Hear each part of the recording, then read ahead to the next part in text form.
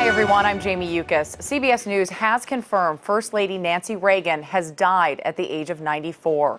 Her office says she passed away at her Los Angeles home this morning due to congestive heart failure.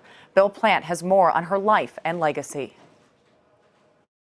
The First Lady of the United States, Nancy Davis Reagan. It was a role that fit her like a glove. Wife and partner to the leader of the free world. And it was a long way from where she started. She was born in Queens, New York, Anne Frances Robbins, nicknamed Nancy. Her parents soon divorced, and she was left with relatives while her actress mother went on tour. But when Nancy was 6, things looked up. Her mother married Chicago neurosurgeon Loyal Davis. Now Nancy had a family. Well, do you always have to keep your promises? She wound up in Hollywood, a supporting actress in a number of films, most notably The Next Voice You Hear with James Whitmore. But she had her eye on the head of the Screen Actors Guild, and when her name mistakenly popped up on a list of communist sympathizers, she asked him for help. Well, at that point, I just wanted to meet Ronald Reagan. Later, she'd say, being his wife was the role I wanted most. They married in 1952 and became parents of 2 children, Patty and Ron. I was afraid you wouldn't come. Hellcats of the Navy was the only movie they made together. But as his trajectory took him away from Hollywood and into politics, many said Nancy's ambition was as great or greater than his.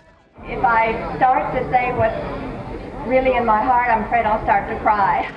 When they won the White House, the country was amazed by the gaze, the adoring look of a woman who said her main job in life was protecting him. But sometimes she couldn't. There was the assassination attempt in 1981. How you feeling? His bouts with cancer. She stood by him. And he stood up for her. Because as popular as Ronald Reagan was, Nancy Reagan had her critics. Ronald Reagan was all velvet and all smiles. He really liked people. Presidential historian Douglas Brinkley. Nancy Reagan had a suspicious eye. If he was velvet, she was a hammer. She was criticized for her haute couture and for ordering a $200,000 set of White House china during a recession. Nancy's taken a bit of a bum rap on that. He stood up for her. There has been no new china for the White House since the Truman administration.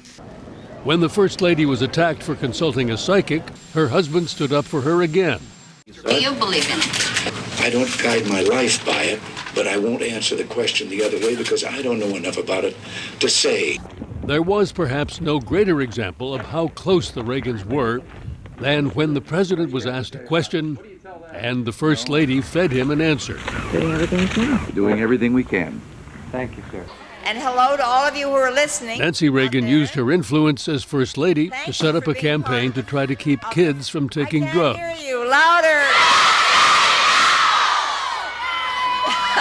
That's wonderful. And then the White House years were over.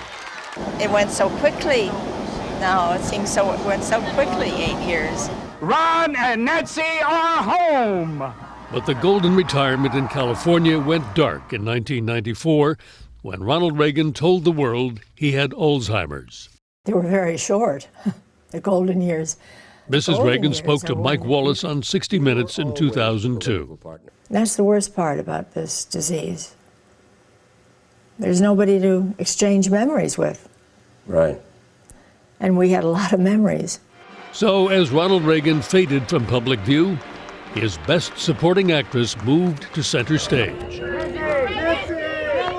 She went to his birthday party alone, signed his books for him, and at the 1996 Republican convention, spoke for him.